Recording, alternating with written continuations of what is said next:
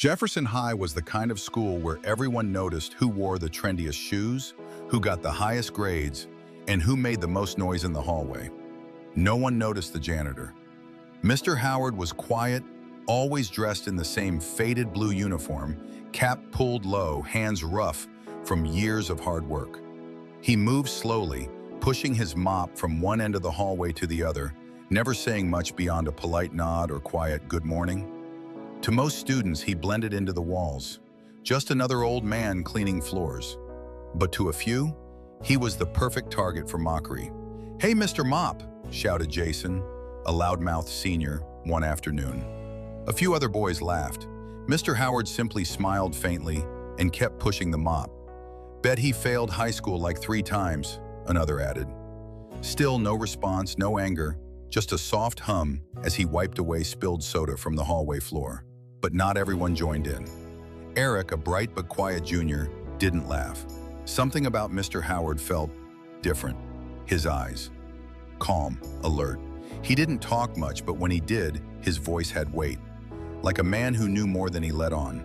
That suspicion grew when, one day, Eric misplaced his advanced calculus notebook. He searched for it all afternoon and finally asked at the school office.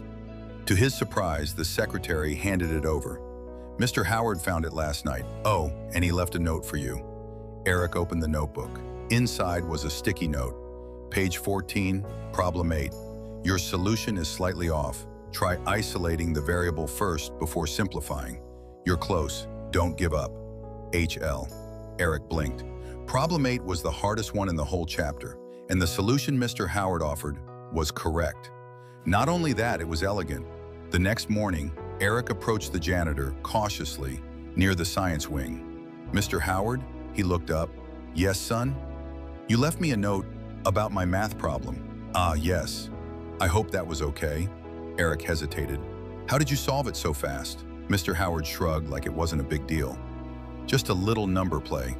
That answer only raised more questions. Later that day, Eric stayed after school and went to the library. He typed HL physicist and Howard Lincoln into a search engine, remembering the initials from the note. And that's when the shock hit him. Dr. Howard Lincoln, awarded physicist, once led a research team at NASA, former guest lecturer at MIT, listed as co-author on multiple scientific journals in quantum mechanics and space-time theory, and then a tragedy. His wife and daughter were killed in a highway accident. After that, Dr. Howard vanished from the academic world. No public statements, no interviews, just gone. Now here he was, sweeping floors in silence. The next day, Eric shared what he'd learned with Miss Robbins, the AP physics teacher. Her eyes widened. That can't be the same man," she whispered. "Can it?" Eric showed her a faded photo from an article. A younger Mr. Howard, beardless, but clearly him. The story spread like wildfire. Students whispered in the hallways. Teachers who once passed him with barely a nod suddenly felt embarrassed. Guilt hovered in the air like smoke. And Jason, the boy who once mocked him the loudest, couldn't look him in the eye anymore. 2 days later, the principal called for a school assembly. Not to punish anyone, but to honor someone. On stage, behind the podium, Mr. Howard stood in his janitor uniform. No suit, no titles, just himself. He looked out at the rows of students, some confused, some embarrassed, some curious, and then he spoke. "I've been at Jefferson High for 5 years," he began, voice slow, steady. "Most days, I mop the floors you walk on, clean the messes you leave behind, and until this week, not many of you knew my name." The room was silent. He smiled, a little sad. "Years ago, I worked in labs and research facilities.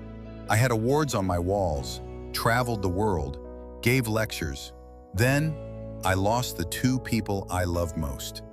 He paused. A few students looked down, ashamed. "I left everything. I wanted quiet. Somewhere no one expected me to be brilliant. Somewhere I could be forgotten."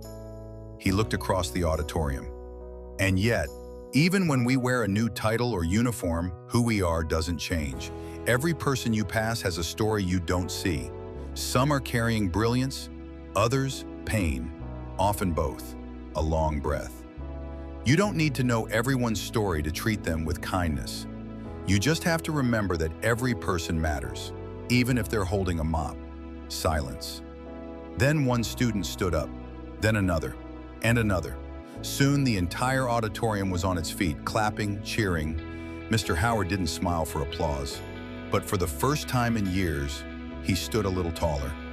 In the weeks that followed, something shifted.